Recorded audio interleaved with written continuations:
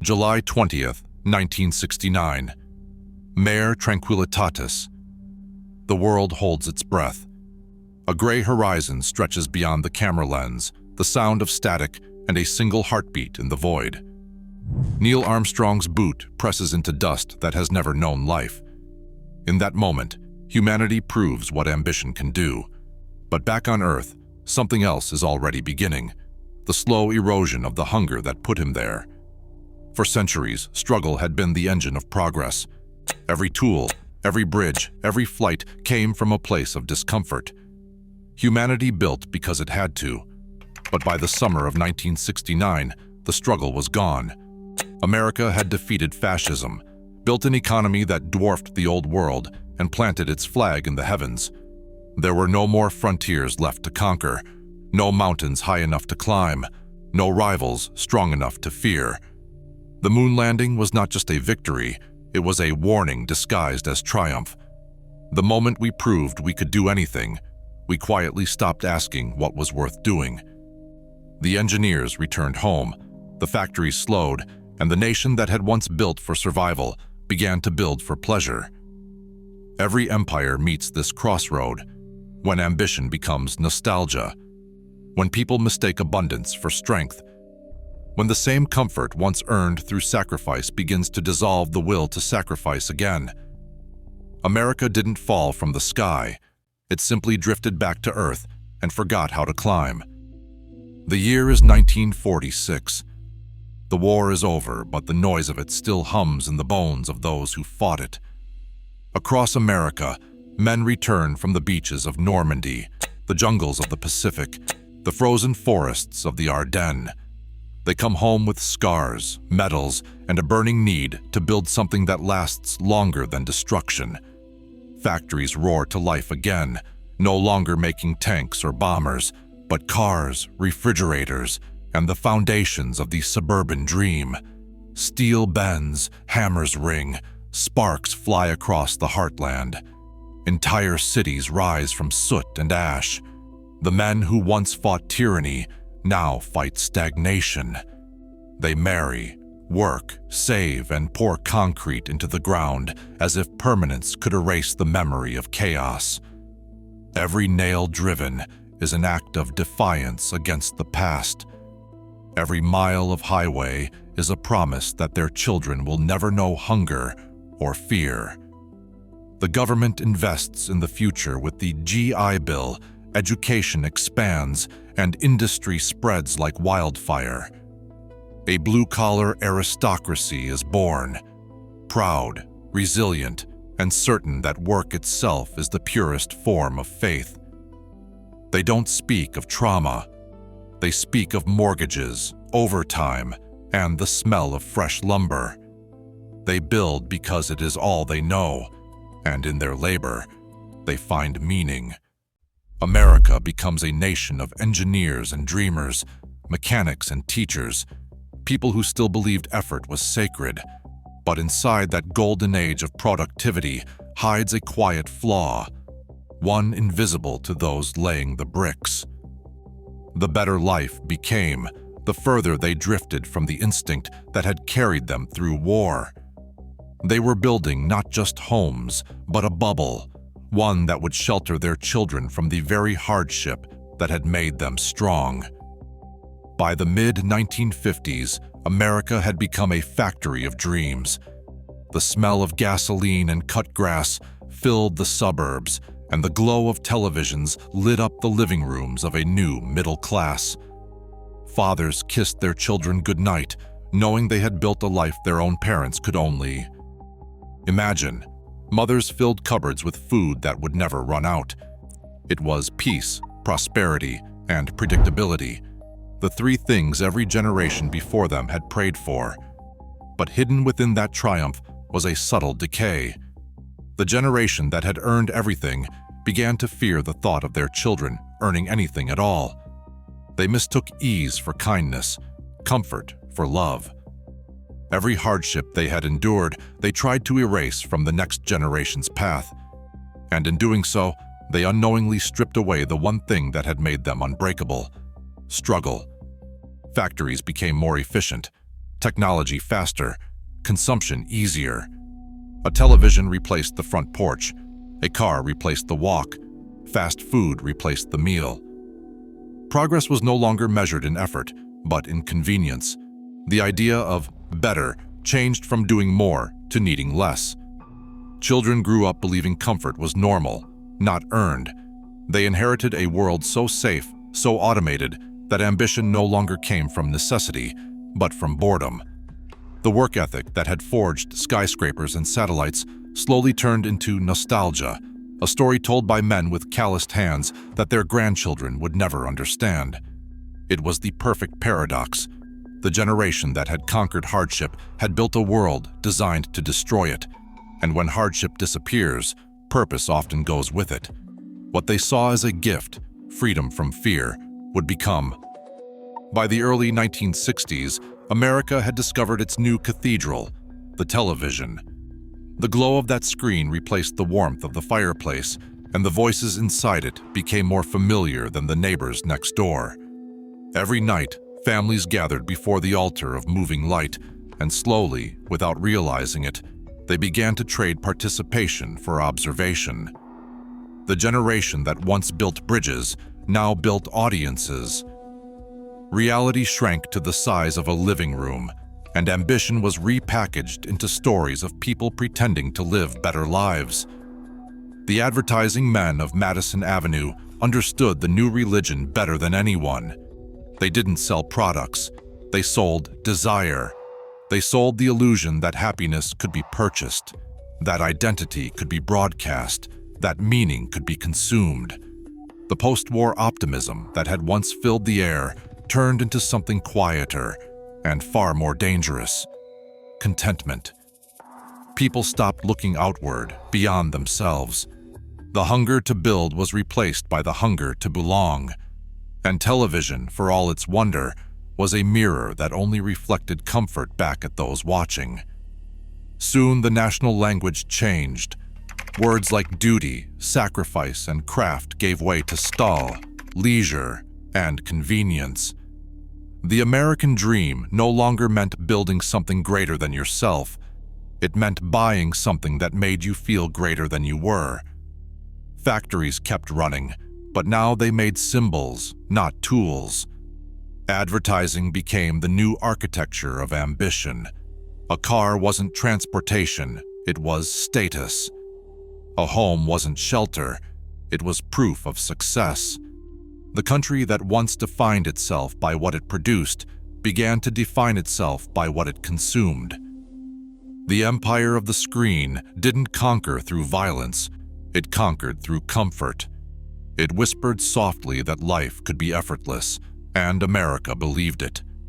By the late 1970s, a new faith was spreading: the gospel of silicon. Computers, once the size of rooms, began to shrink until they could fit on desks. The same spirit of innovation that once poured steel into bridges and rockets now flowed into microchips and circuitry. The frontier was no longer.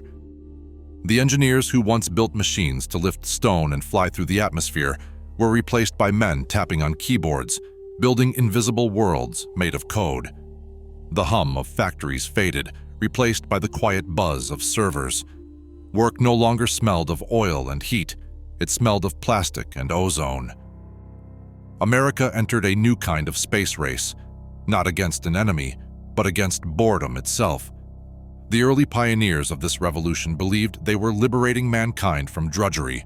Automation would handle labor, technology would handle thought, but something vital was lost in translation.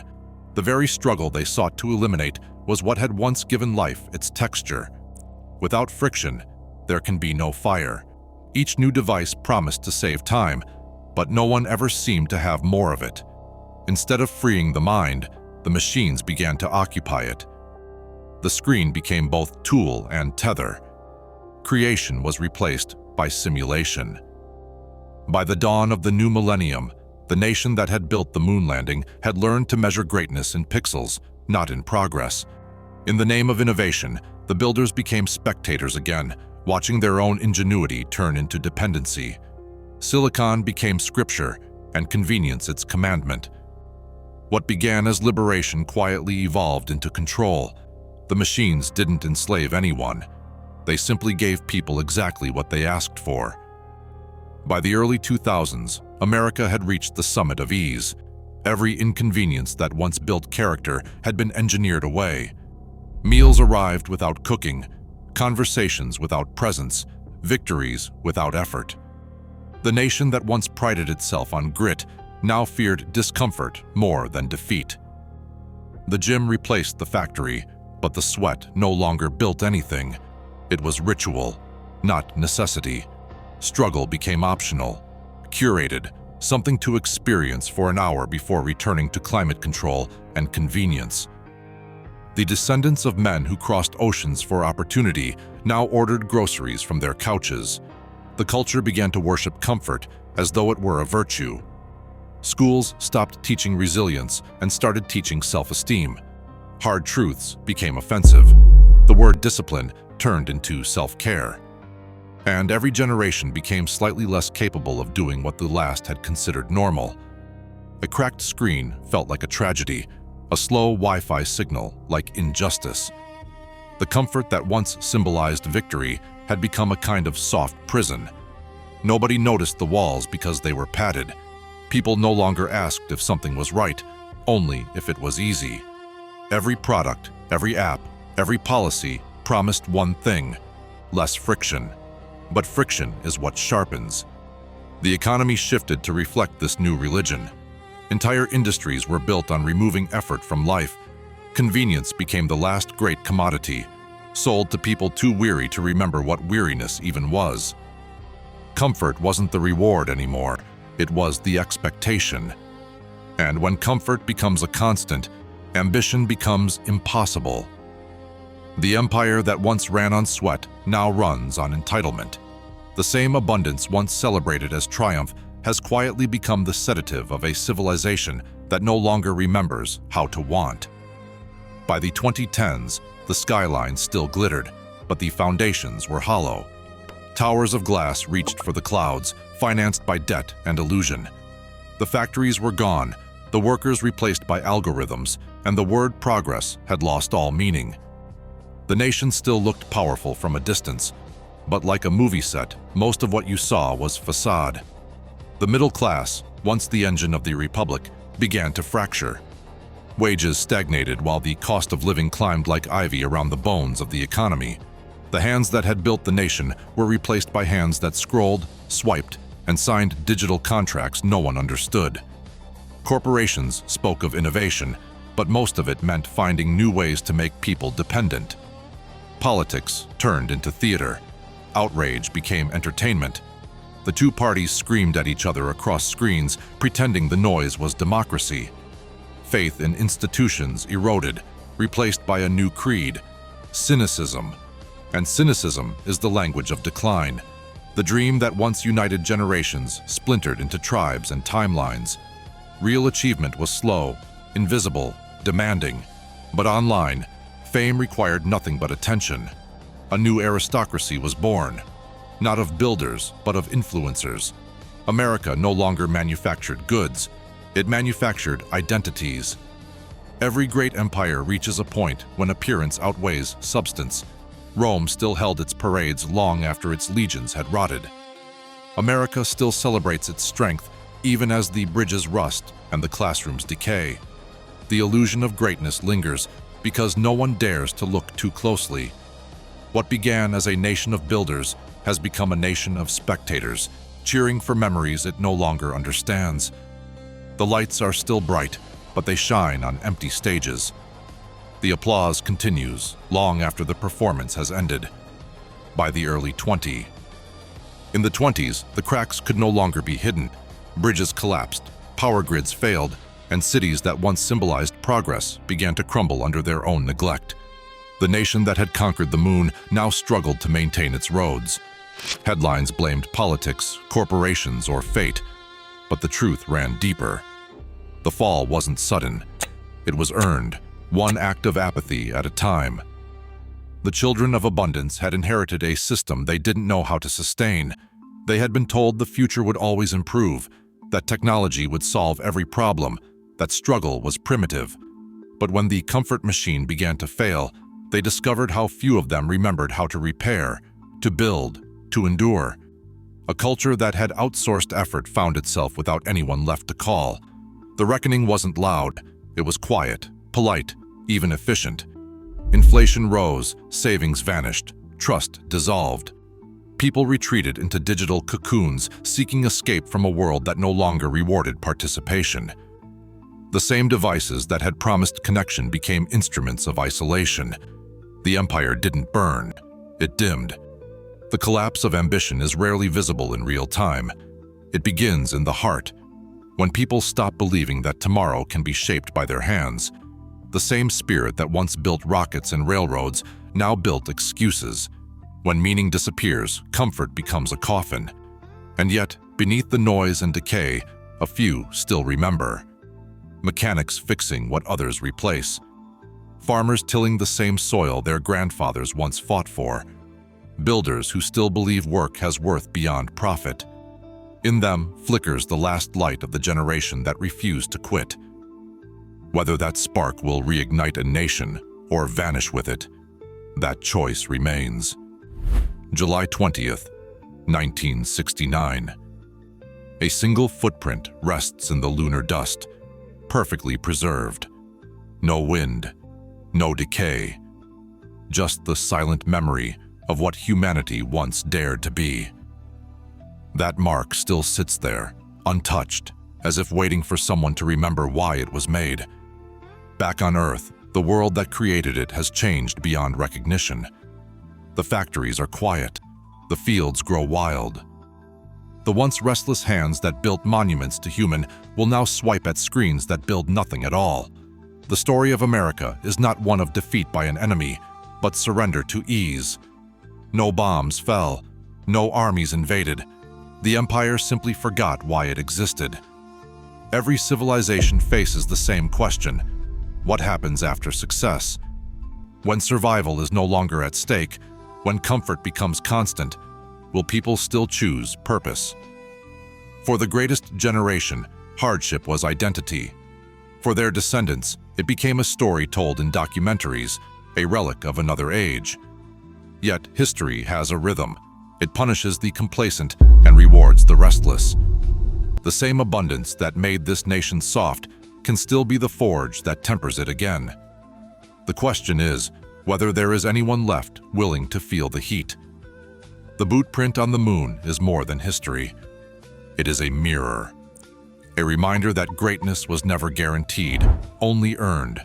Through risk, through discipline, through pain. And maybe, somewhere in the silence between notifications and distractions, someone will look up again. Someone will remember that the sky was never the limit. It was the invitation.